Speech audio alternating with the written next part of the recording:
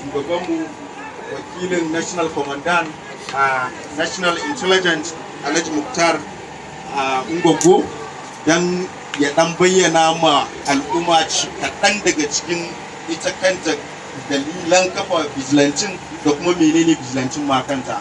Alhaji Muktar.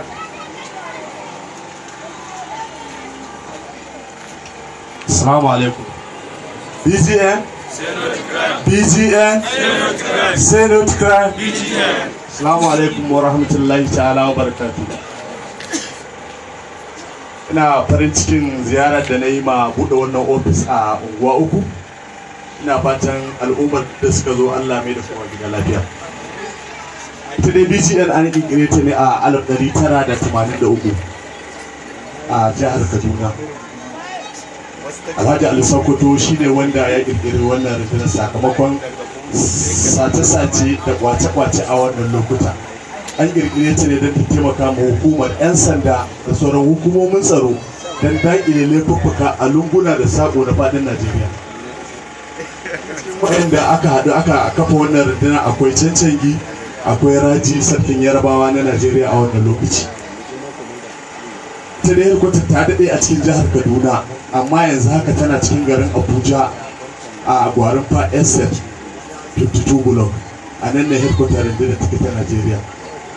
Sannan kuma Vigilant of Nigeria aikin tana da faɗi da yawa, inda ta samu horo daga hukumar 'yan sanda, daga hukumar sojoji, hukumar tsaro ta farin kaya, Nigerian Security and Civil Affairs da sauran hukumomin tsaro sun horar da Vigilant Group sanin makama aiki don gujewa ɗaukar doka a hannu.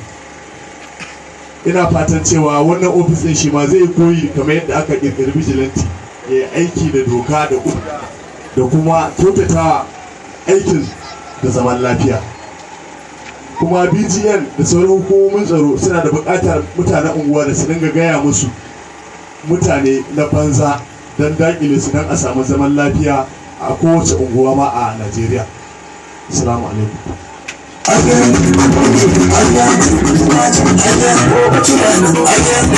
Thank you. Godiya ga mai girma National Intelligence Alhaji Muktar Unguwa. Kai tsaye zan nemi matashi dan gwagwarmaya kamar yadda na faɗa akwai wakilci na mai unguwa da zai yi da kuma shi zai wakilci kansa a karan kansa saboda muna sa ran zuwan mai unguwa zuwa kowane lokaci, amma dai ya dan ba da uzuri. Ali Atwab shi ma zai tofa albarkacin bakinsa kafin shugabanni na gaba. Assalamu alaikum. Yau rana ce ta farin ciki a wannan unguwa, duba da yanayin yadda mutane suke ta ba da haɗin kai wajen kafa irin waɗannan ofisoshi a irin wannan unguwannin nan. Babu abin da za mu cewa Allah subhanahu wa ta'ala sai godiya da ya ba mu dama a matsayinmu na matasa muka haɗa kai don kawo wannan al'amari. Wannan nasara ta samu ne sakamakon haɗin kai da aka samu na matasa da dattawan wannan unguwa da mutane mabambanta a ido da bambancin ra'ayi da addini. Duka muka ce mun gaji da abin da yake faruwa a wannan unguwa namu mai albarka ta shaye-shaye da sace-sace da ake yi. Muka ajiye duk wani bambance-bambance da yake tsakaninmu. Akwai 'yan izala, 'yan ɗariƙa, 'yan shi'a duka a wannan unguwa, akwai kiristoci, akwai musulmai, amma duka muka haɗa kai muka ce wannan abu ya dame mu. Aka shirya mitin ba ɗaya ba ba biyu ba da su Malam Umar ƙarƙashin ƙungiyarmu ta unguwa uku Youth Development Association domin mu ga man kawo ƙarshen wannan abu. So alhamdulillah cikin ikon Allah da kuma niyyarmu da Allah ya duba mai kyau, Allah yake ta ba mu sa'a da nasara. Wannan ofis ba shine na farko ba, akwai ofisoshi kuma insha Allah za a ci gaba da budewa har sai mun ga cewar mun yaƙi wayannan abu. Tsaro harka ce wacce take da muhimmanci. A kullum abin da nake ba mutanen mu shawara, harkar tsaro ta shafi kowa, kuma dole a taimaka wa jami'an tsaro wajen dakile matsalar tsaro da ya addabe mu, musamman ma a yankinmu na Arewa.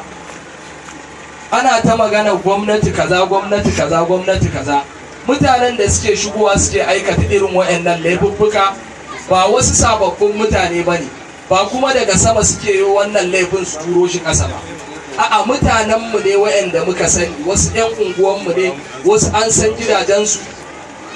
A nan zan ƙara jinjina wa iyaye da suka ba mu haɗin kai wajen ganin in an kama mai laifi su bari a hukunta shi, wanda da mun samu matsala da rauni ta wannan ɓangaren. Za ka ga mutum ya aikata laifi unguwarku ɗaya, amma sai a ce ai maƙota ne, a yi haƙuri, a yi kaza. Tun yana yi shi kaɗai zai zo ya ja mutum 1, 2, 3 har a zama 10. So da aka ga abin ya fara cin mai ake cewa ne, sai abin ya tashi da wa mutane hankali. So a irin wannan gaban nake daɗa jan hankalin iyayenmu, dukkan abin da za su don su ba mu tarbiyya shine abin da yake akan gaba. Mu ba fatan mu a ce an yi wa wani abin da ba shi kenan ba, amma zaman lafiyanka shine ka zauna da al'umma lafiya, kuma ka yi abin da ya dace ba tare da ka kawo wani abu da zai gurɓata al'umma ba. Wannan shine fatan mu. Muna roƙon Allah wannan taro da aka yi lafiya, Allah ya sa a gama lafiya, Allah kuma ya maida mai girma babban kwamanda na Vigilant gida lafiya, Allah ya maida sauran baƙi da suka zo wannan guri mai albarka, Allah ya maida kowa gidansa lafiya. Sannan muna ƙara godiya ga malamai da suke ta addu'o'i ba dare babu rana wajen ganin an samu wannan zaman lafiya. Alhamdulillahi, Allah yana ta amsa addu'o'inmu, kuma muna fatan za a ci gaba da yin wannan addu'o'i. Allah ya bawa unguwanninmu lafiya da jihar Kano da ma Najeriya baki daya. Wassalam. Nagode. Ban komanda process yawan baki muna a ga hakikin gaskiya wannan ofis da aka bude gaskiya ni abin da zan faɗa ni aka yi wannan abu gaskiya, saboda ni aiki na patrol ne a mota nake aiki. Kafin duk wani abu wata abu da ke unguwa uku ko gaba ɗaya ma ne irin unguwa uku gaskiya na ba wani layi da ba su sani ba. Saboda haka bai kira komanda na farin ciki na godiya ya kai wani aiki. Sannan abu na biyu kuma da Allah abokai na ɗan mujilanci na unguwa uku ina ƙara ba su wani kaya da Allah da annabi da su wani abu ya faru kafin mu zama, saboda gurin akwai nisa. Suna lambobin mu kamar su Adamu da kuma wani Dariya suna shi wato dala ina ƙara godiya da wani abu da faru.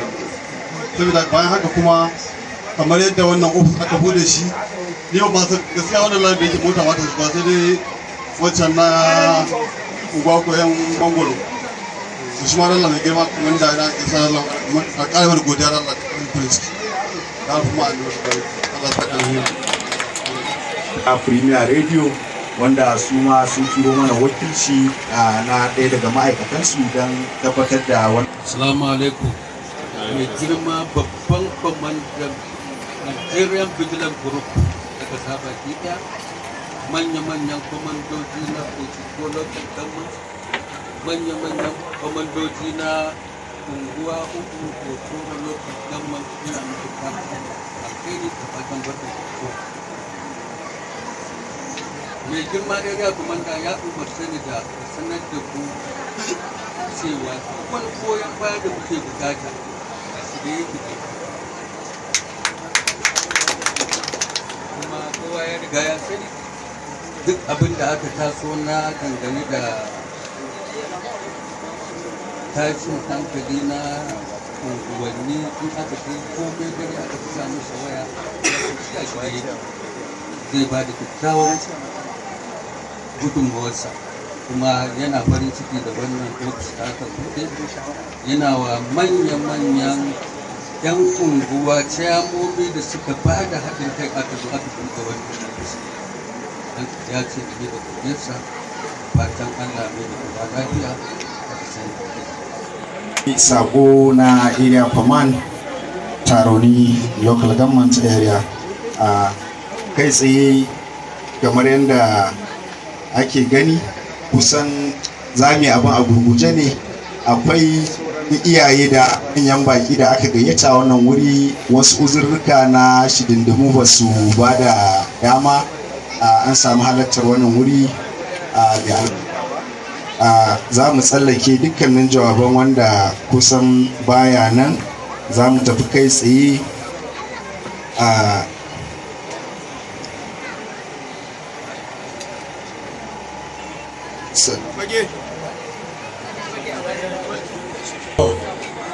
jama'a musulunci zama wa rahmatullahi ta'ala wa barakatuh.